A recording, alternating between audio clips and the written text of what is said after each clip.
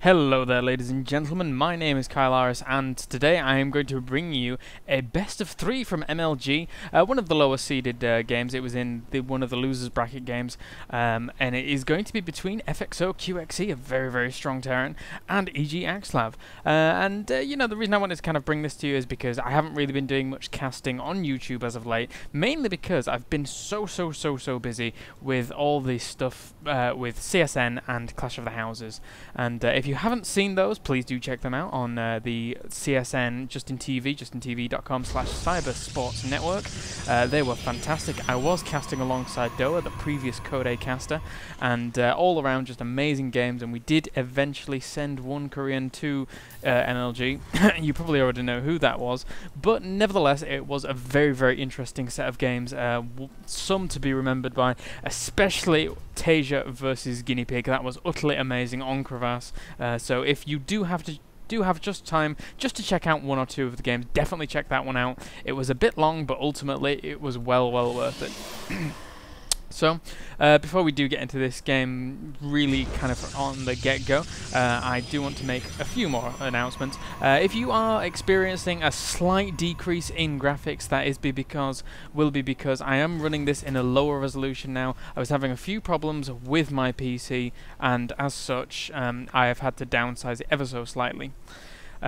So yeah, sorry about that if you do have a little bit of, you know, miss graphics that you're used to or whatever, because normally I did 1080p, but now I think I'm just doing 720. It doesn't really matter too much, as most people really can't tell 1080p, but it doesn't really matter.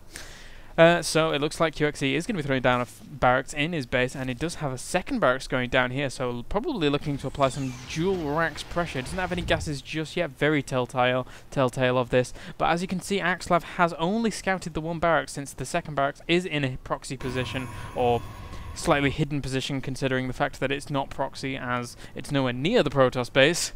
So sorry, I'm a little rusty at this. I've had a little bit of a break. Been playing some Minecraft. Yeah, so as I say, EGAxslav only realizes that at the moment this is only a one barracks play. So, but obviously it's a two barracks play, and EGAxslav from this will be assuming that it's just going to be a one barracks expand, a very, very normal build for a Terran or whatever. But it looks like, as I said before, QXC is going to be applying a little bit of pressure. EGAxslav, meanwhile, is just going to be going for a very, very standard build here, back in his base, getting that second gas at a pretty standard time. Going to be corona boosting out a few more probes here, and throwing down a second gateway, so no doubt we'll probably see some kind of two gateway, or maybe two gateway robo into expand, depending on how saucy he is feeling. However, QXC is amassing a little bit of a force here, down near his natural, in order to be able to apply potentially a little bit of pressure, but this is such a good, strong build as a Terran player in general. Getting that tech lab on that barracks, probably going to be getting concussive shells anytime soon, as a few marauders are coming out. As you can see, this probe did just scout those marines ever so slightly, and there's another bunker going down here in order to be able to secure what will be his natural anytime soon. And as you can see, that concussive shells has just started for QXC, so nice timing on that, and we'll have to see where he goes from there. And another announcement I did want to make here was that I really want to get myself a desktop microphone, something that's able to record my quality of voice at a higher, you know, range. Ultimately, it's just a bit of a pain having slightly less quality, and you know, I want to be the best caster I can be. So I mean, I need the equipment in order to be able to do that to a certain extent. So QXC at this point, just I'm really quite surprised he didn't apply any pressure with this kind of two racks play. This is slightly Maka racks here, and this Stalker is so close to being able to see that, but ultimately can't. Although I'm pretty sure he actually has some kind of assumption that it is up there. Not to worry though. And wow, actually EGAxslav going for a Twilight Council very quickly there, but does QXC see that? He does see the Twilight Council, but at the same time we have a little bit of an engagement here at the front. These Stalkers were trying to get around here, but ultimately they're going to be picked off very easily by this Bioforce, and it looks like QXC is going to be able to expand as well as EGAxslav. So, I mean, we could see some quite interesting things from this. As you can see, there's a lot of gas here saved up from EGAxslav, so I wouldn't be surprised if we see some kind of DT expanding. But ultimately, I mean, this is going to be a pretty scary force here for EGAxslav at this point, as this ball of units could do quite a significant amount of damage, may even cancel the Nexus, but it depends entirely on if he wants to push in. Sorry for a little bit of lag there, that was a bit annoying.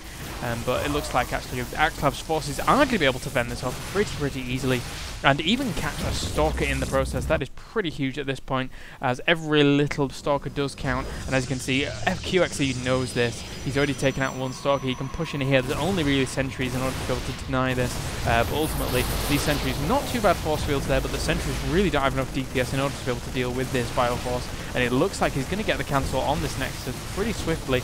Nice use of these units here. As you can see, he was targeting down that Nexus whilst he couldn't see the sentries that were on the high ground shooting at him. And ultimately, wow, it looks like EGAxslav is going to have to pull a few probes here in order to be able to deal with this pressure. So now blocking his own ramp off there ever so slightly. But actually taking these probes over to mine, that's an interesting choice, since he has dealt with that pretty swiftly with the reinforcements of these two Stalkers here.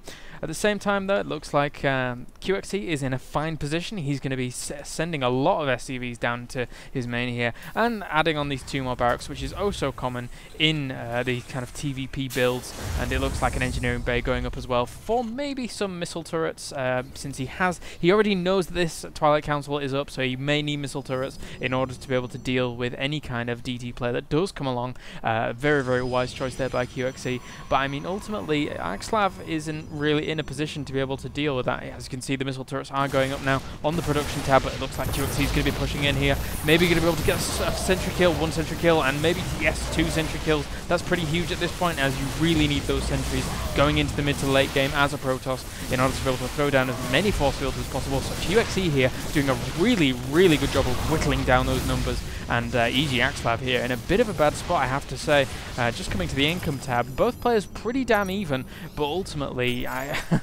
know, QXC killing those sentries off, they are so expensive in comparison to Marines and Marauders, and wow, actually looks like EGAxslav is going to be amassing for a counter-offensive, and I'm not so sure I like the idea of this, due to the fact that there is at least a bunker here with a few Marauders. Marauders will be able to chew up these Stalkers, and as you can see, he's going to need to pull back just a little bit.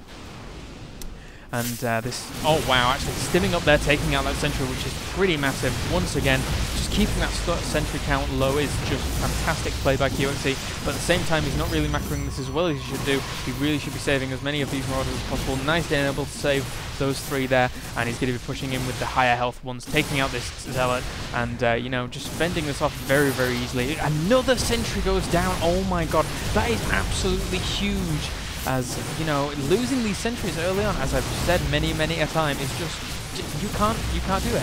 And now really nice use of these Marauders here in order to focus down that Stalker, and then finally get onto these Zealots where you can kite them so easily with concussive shells. And wow, it looks like QXC is going to go really Marauder heavy at this point. And this is a very odd choice by QXC, I must admit.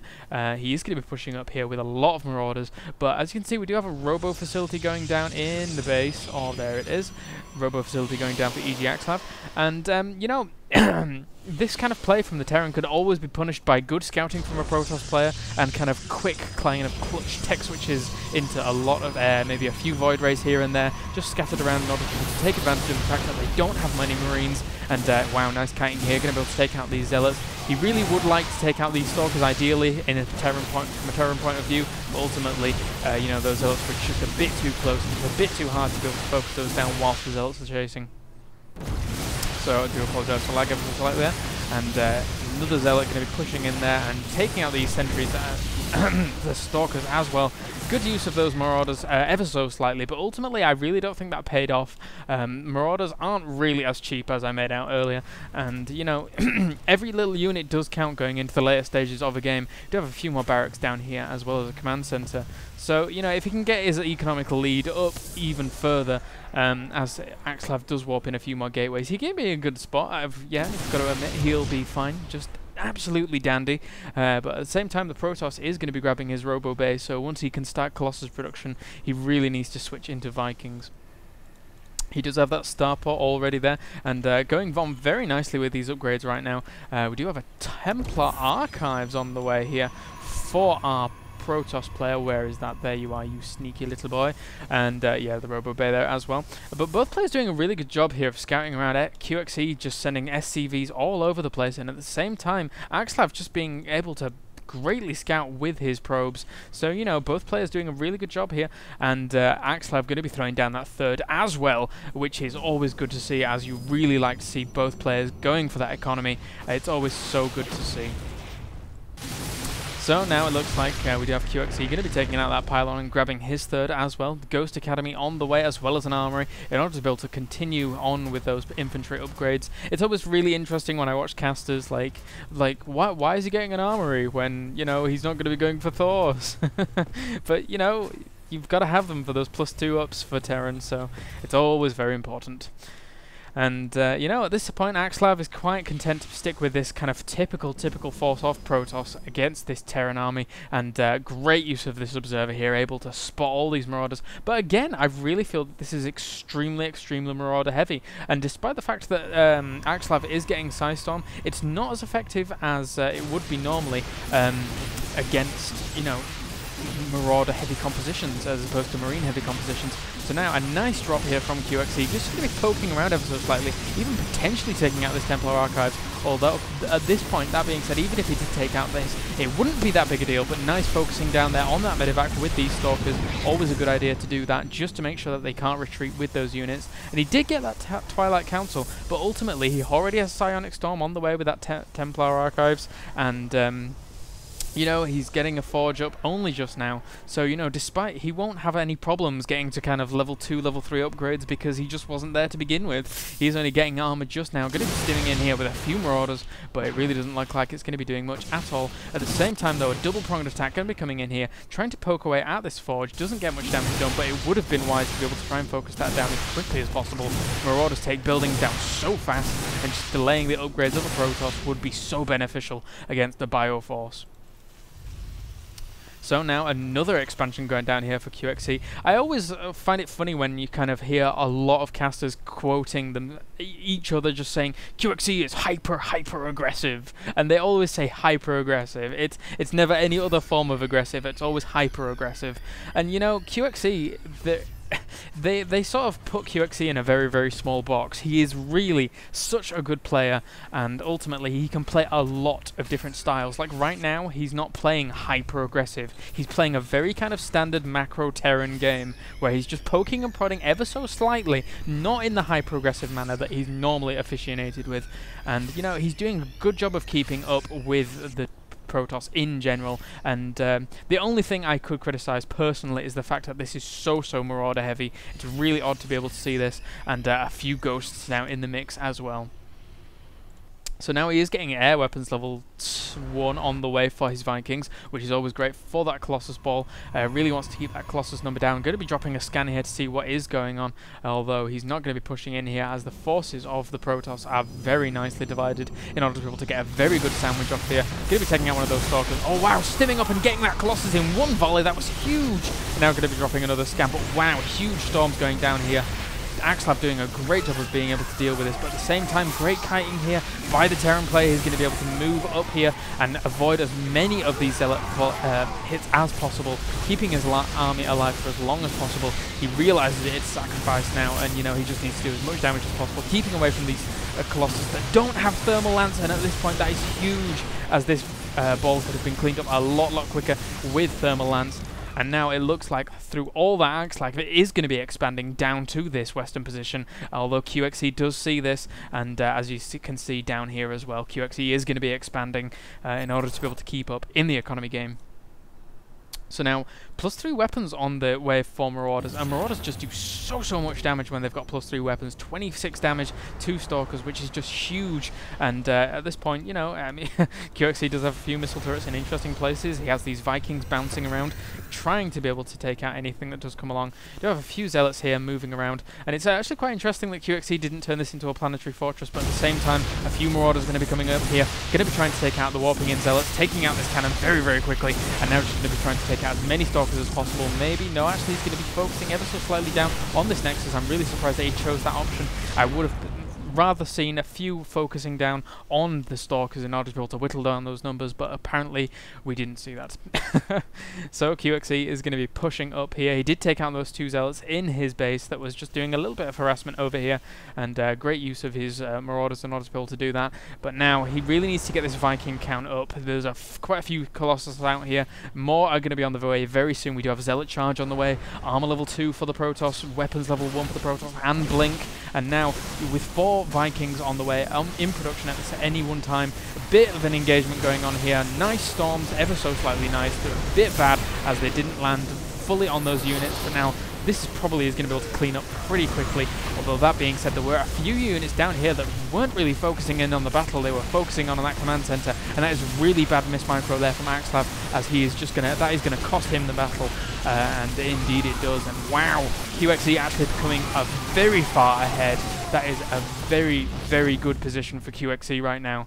And you know, whilst he is getting his economy up at this base, etc., you know, I mean, wow, oh my god, what an amazing saturation here by EGAxslav. And EGAxslav now is really in a position where he really needs to get himself back into it. 50 supply ahead at this point is QXC, with those +3 weapons on the way for his infantry.